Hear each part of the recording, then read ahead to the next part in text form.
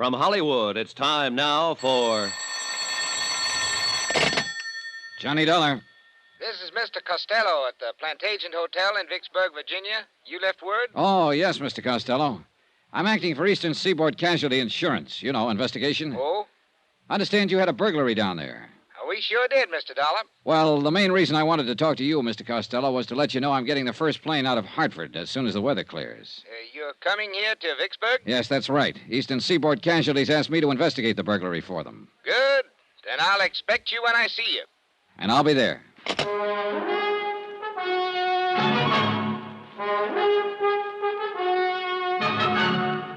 Tonight and every weekday night, Bob Bailey in the transcribed adventures of the man with the action-packed expense account, America's fabulous freelance insurance investigator. Yours truly, Johnny Dollar.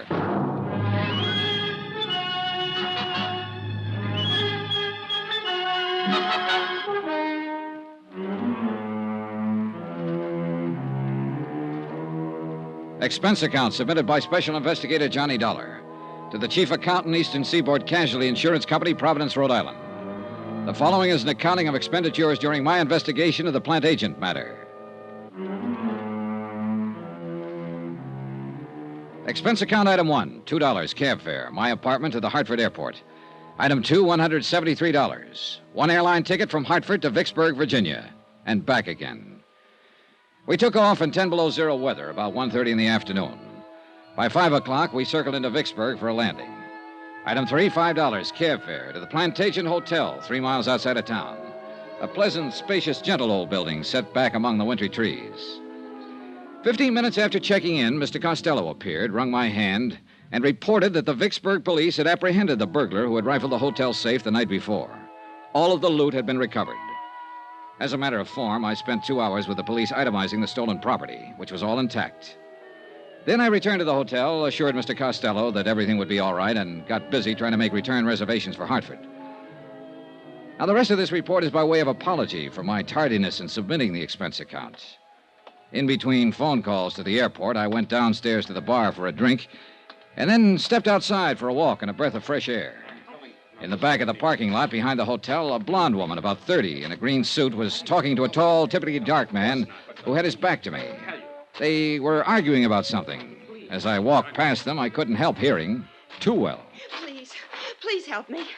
Are you talking to me? Yes, please. On your way, mister. This is private. You hear me? Hey, just keep your hands to yourself, bud. Well, keep rolling, then. We're having a little argument, private. Please, I don't know who you are, but I'm... Shut up! She's, had a little too much to drink, mister, that's all. Oh, that's so? Well, it doesn't look that way to me. Now, what's this all about? I just told you, Nosy, she's had a little too much to drink. Now, go on, bud. Get on your way. Wait a minute. I told you to keep your hands to yourself. Yeah. Honey, you want to keep it up?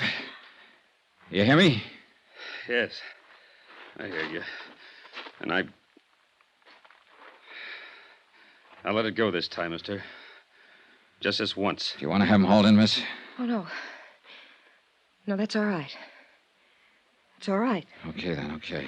Come on, beat it, you. Now, listen, Beat Buster. it, I said. She's tired of you, and so am I. Go on, beat it. Okay. Just remember, Amy, I was only trying to talk some sense into you. So long, hero.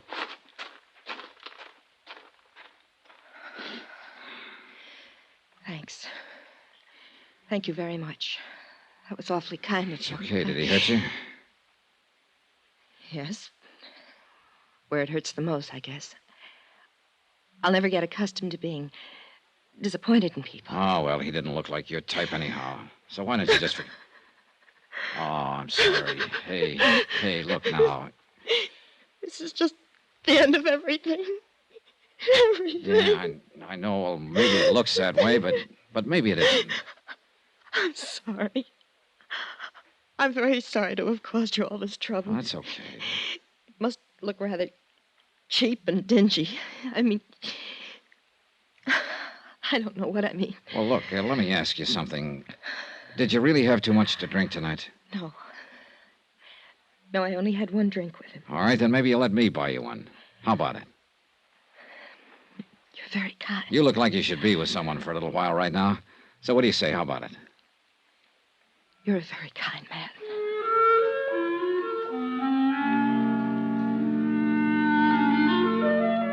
And that's the way it began, in the parking lot outside of the Plantagent Hotel in Vicksburg, Virginia.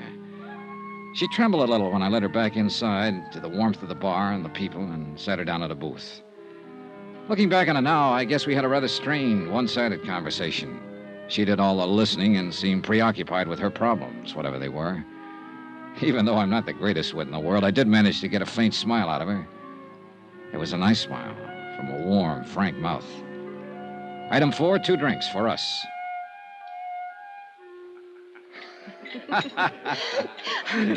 That's cute. Hey, see there? Next thing you know, you'll be telling me a joke. Oh, that reminds me. Of another one. It's one of the oldest and most respected jokes in the country. You probably heard it 1,000 times. It seems 10 men were standing in the rain under an umbrella, and none of them got wet. Well, just about then, a fellow walked up. You've been very, very kind to me. Thank you again. Well, I'm glad you feel better. Miss, Are you, from here in Vicksburg? No, my home's in Hartford, Connecticut. I flew down here this afternoon on business. I'm waiting for a flight out. Oh. What's your name? Johnny Dollar. Thank you again, Johnny Dollar. Hmm? Thank you for not asking me my name. For not asking me about the man in the parking lot. For not asking me to explain what my trouble is. Thank you, Mr. Dollar. And thank you for sitting here with me this little while and trying to make me laugh. You really feel all right now, huh? Yes, I think so. Good, that's swell. Because I wouldn't want to let you go if I thought you were going to step outside and start crying again. No. No, I won't do that, I promise. You sure? Positive. Okay. Ah, you want one more for the road? Oh, thank you, but I'd better not, Mr. Dollar. I really should be getting home. Well, will everything be all right at home? What? Oh, yes. He wasn't my husband, or my boyfriend, even. He won't bother me. Okay, then. Here, let me help you out with your coat. Thank you. There you are. You have a car? No, I'll get a cab. There's always one out in front. Good, I'll help you. Thank you. Say, look, I'm going to tell you something. I'm staying here in Vicksburg at the Plantagent, and I doubt if I'll be able to get a plane out tonight. Probably not until tomorrow sometime. So, look, if you need me for any reason at all, why don't you just call me? Okay? Yes. Thank you. Good, then. Cab, taxi. You're still worried about him, aren't you? Why do you say that? The way you looked around when we stepped outside here just now? Would you like me to see you home? Oh, no, thank you. You've done enough already. And about him, I made a mistake, that's all. Oh, we all make mistakes, so forget about it. Well, I'm afraid this one can't be corrected very easily. But here's my cab. Good night, Mr. Dollar. Good night. You and I will probably never meet again. But I shan't forget your kindness. Thank you. Okay, good night. Downtown, please. I hope you have a nice trip home, Mr. Dollar. Hey, whoa, driver, hold it. Hey, anything wrong? What is it? I don't know. I have the strangest feeling. Wait a minute, driver. Hey, look, do you feel all right? You're shivering.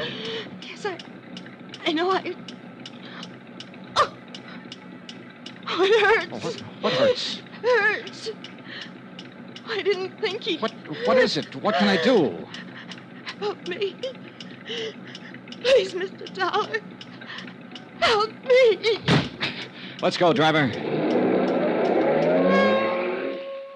She fell back across the seat of the cab, writhing with pain. I took her in my arms and tried to find out what it was, but by that time she wasn't able to speak. In another 10 seconds, she was unconscious. The cab driver delivered us to an emergency hospital 5 minutes later. They carried her in through the ambulance entrance. I let the driver go and waited around the desk to see if I could learn what happened. Just waited. Vicksburg emergency. Waited. One moment, please. Go ahead, please. Vicksburg emergency. Not at this time of the night, sir. You'll have to call first thing in the morning. I'd suggest any time after 7:30. Yes, sir. Yes? Hey, look, would it be all right to go back and talk to the doctor now? I'm afraid not, sir. Well, Could you bring him out here? I've been waiting for quite... I'm sure he'll be out in a very short while. He knows you're waiting to talk with him. I thought maybe he forgot me. No, sir. I just want to make sure she's all right. The doctor will be out. Vicksburg emergency. Just a moment, I'll connect you. Go ahead, please. Has she had many of these attacks, sir? Oh, I don't know. I just met her. Oh. Well, if you'd like, we could call you at home and let you know how she is. This isn't my home. I'm on my way out of town as soon as I can get a plane. I'll wait. Certainly. Excuse me. Yes, doctor. Yes, he's right here. Yes, sir, thank you. The doctor will see you now, sir. Good, thanks. End of the hall, room 111. Okay, thank you. I don't know what it was or why that hallway looked so long to me. Call it an old-fashioned premonition or what have you. That's what I had walking down the hall to see a doctor about a girl I'd known only a few minutes. There were 3 people in the room, 2 doctors in their white clothes and a nurse. I can still see the light burning above their heads, the way they looked tired, exhausted. All 3 of them had been working very hard. Doctor? Yes? Oh, you're the man who was with her. Yeah, that's right. How is she? When did this happen? About a half hour ago, I put her in a cab at the Plantagent Hotel, and she complained of feeling sick. So I brought her here, but she lost consciousness in the cab. I see. Sit down, please. Oh, why? Some papers we want you to fill out, just routine. Oh, Your name, please? Johnny Dollar. And she is Mrs. Dollar. No. Oh, I see. You're a friend of hers, Mr. Dollar. Well, yes. Look, what is it, Doctor? What's the matter with her? I can't exactly tell you that right now, Mr. Dollar. What? Well, now, wait a minute. Why can't We have to contact her family first, Mr. Dollar. This girl is dead. Now, if you're willing to fill out... Picture it. Yourself in my position, I mean. I'd known the girl only a few minutes. I didn't even know her name. Yet somehow I'd become closely involved with her. Too much so, I guess. All I knew about her was that she was someone who had died while asking me to help her. Under the circumstances, what would you do?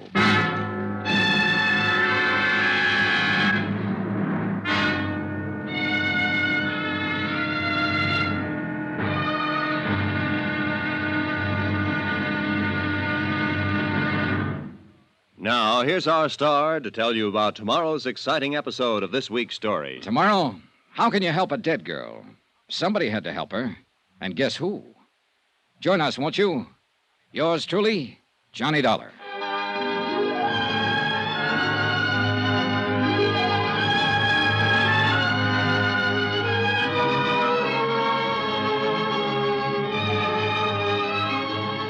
Yours truly, Johnny Dollar, starring Bob Bailey, is transcribed in Hollywood, written by John Dawson. It is produced and directed by Jack Johnstone. Be sure to join us tomorrow night, same time and station, for the next exciting episode of Yours truly, Johnny Dollar. Roy Rowan speaking.